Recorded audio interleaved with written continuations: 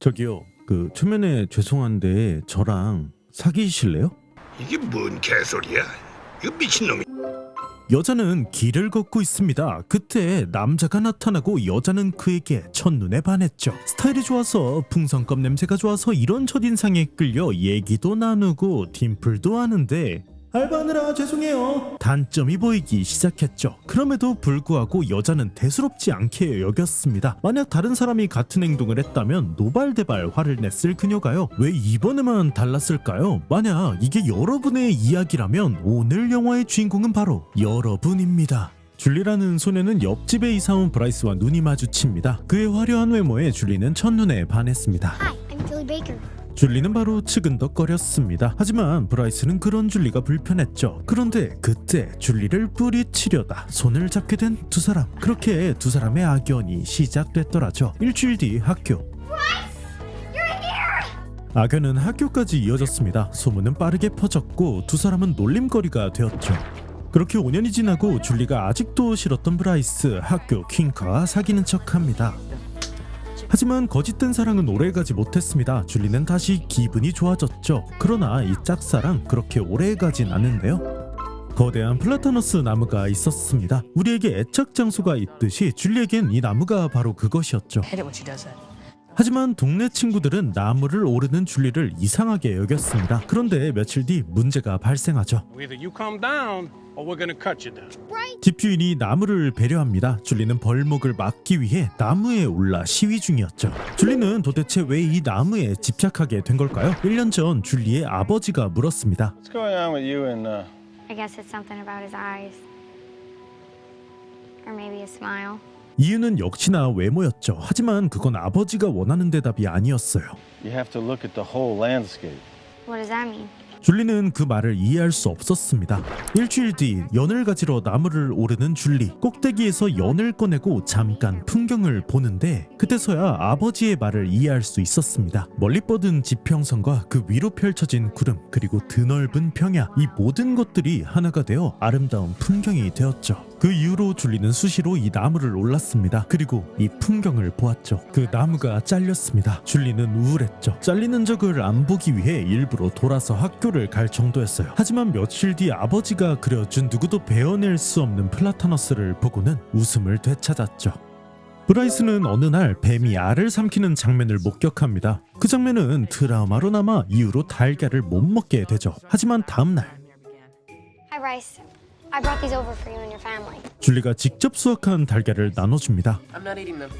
Why not? Have you seen their yard? There's not even any grass. It's all mud and chicken turds. Why take the risk? What do we do with the eggs? Give them back.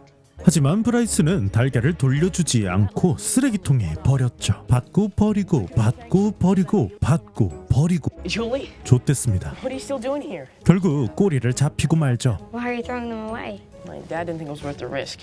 What are you talking about? He's afraid of being poisoned? Julie, I mean, look at your backyard. It's a complete mess. How could you?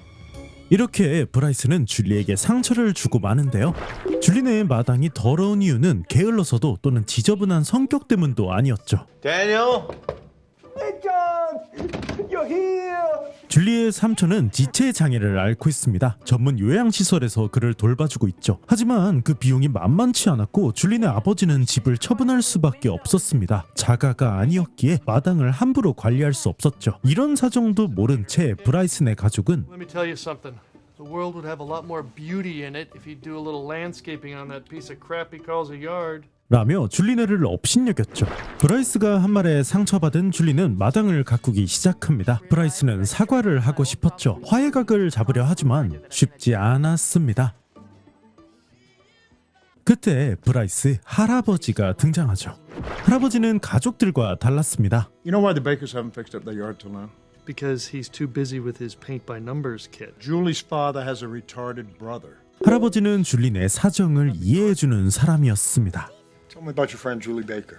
그는 신문에 플라타너스 기사를 보고 줄리에게 흥미가 생겼죠. 가지를 치고 있던 줄리. You pruning that or trying to hack it to death? 할아버지는 줄리와 친해질 겸 마당 공사를 도와주다가 You told me about the eggs.